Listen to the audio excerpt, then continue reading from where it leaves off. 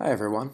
In this video I'm going to show you how to use UV image mapping in the Blender game engine. So I'm going to start off by coming up here to the top center, and I'm going to switch from Blender Render to Blender Game. I'm now going to split my window into two, and I'm going to do that by coming up here and just left clicking and dragging to the left. I'm going to change this right-handed window to my UV image editor. So I come do that down here in the bottom left hand corner, and I'll switch it from a 3D view to a UV image editor. I'll zoom in using the scroll wheel. Alright, and now I'm ready to go. So I need to unwrap this mesh. So I'm going to tab into edit mode. With the whole mesh selected, I'll press U to unwrap, and I'll click on unwrap. And the plane unwraps over here, and now it's ready for a texture. So I'm going to go ahead and launch a web browser, and I'm going to go ahead and I'm going to type in brick texture, and I'll click on image search. Okay, so now I've got all of these images here. When you are looking for an image, you want to mouse over the image, and you'll see the dimensions underneath it. And you'll notice that this one here that I'm on is 540 by 360, and the one to the right of it is 3000 by 1969. So clearly the bigger the texture, the higher the quality, but you don't always necessarily need a bigger texture to have a good result. It will make your game run a little bit slower because it's a bigger file that it's having to load. So experiment with a little bit, and I'm sure you'll find ones that work really well. As a general guideline, certainly ones that are in the high hundreds to the low thousands are going to generally be sufficient. So find ones that you like, and you should be good. For this experiment, I'm going to go ahead and use this one, and just note the texture, or the size rather. It's 600 by 447, so that's not very big. So I'm going to click on it, and for most of you, you can see this took me to another website. For most of you, you're going to have a different Google result, and I'm not sure why my browser is doing this, but you'll see a gray box here in the middle. You'll see similar images here on the right, and you'll see a button that says View Image. When you click on View Image, you'll get this. You'll get the actual full-size image. So you definitely want to find this full-size image because that's the biggest version of that image. Once you find this, you're going to right-click the image, left-click Save Image As, and I would probably recommend saving it to your desktop. So I'm going to go ahead and clean up the name here and just call it Brick Damage and save it. Most images are going to be either JPEGs or PNG files, and that's fine. Okay. Alright, so I'm going to go ahead and grab one more image.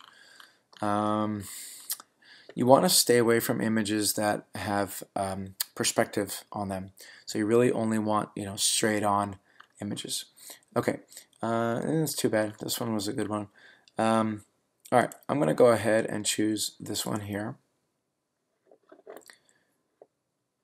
And here comes the image, and if I click on it, it will go ahead and show me, oh, you know what I'm noticing is this is a paid photo. You can see, if you look real closely, there's a watermark going across, and I didn't notice that at first. So, it's unfortunate, but such is the case. Okay, so this is a gigantic image.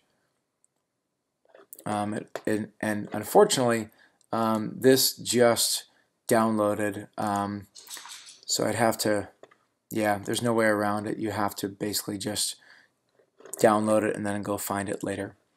Okay, so I'm going to go ahead and I'm going to find those two images. So I have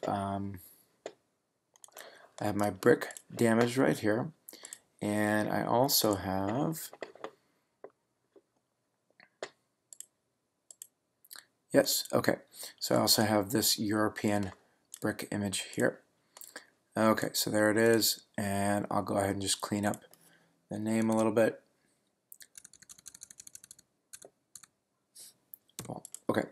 All right, so I have these two images here, and these are going to be my two demo images. All right, so now I'm going to come back to Blender, and in my UV window, I'm going to come down underneath it, and I'm going to find the button that says Open Image.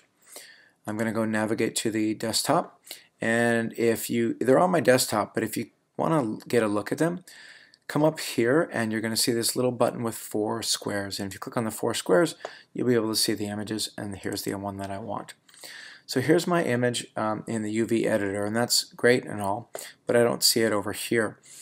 So what I need to do is I need to come down here to the viewport shading button, and it's right now on solid, so I'm just seeing a solid color. If I go ahead and choose texture, now I'll go ahead and I'll see it. I'll tab out of edit mode, and that looks pretty good. Let me go ahead and move my lighting over a little bit more so you can really see it a little bit better. So now the surprise is that if I go ahead and I'm in the Blender game and I press play, it doesn't actually show in game. So what gives? Well, if I switch my shading, so this is over here in the render panel, if I switch it from shading multi-texture to GLSL, which is really what it should be, you'll see that the texture is not fully applied, and you can see that before you hit play. So what gives? What do we need to do? Well, we need to select our object, and we need to do a couple more settings before it can actually show in the game engine. So I'm going to come over here to the far right hand side, and I'm going to start off in the materials panel. And in the materials panel, you'll notice that there's no material loaded or no material created.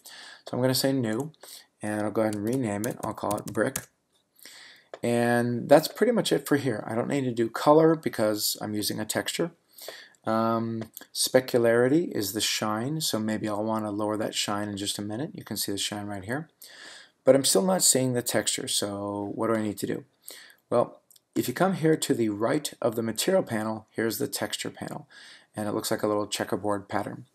And so there's no texture created here, so I'm going to say new, and I'm going to go ahead and call this brick text, short for brick texture, and you'll see that the type is already set to image or movie. If it's not set to image or movie, if it's set to none, just choose image or movie. Now, I'm going to scroll down, and right here in the category that says image, I could hit open and go navigate and find that brick texture again, but I've already loaded the brick texture into Blender, so it's already here. Blender knows about it.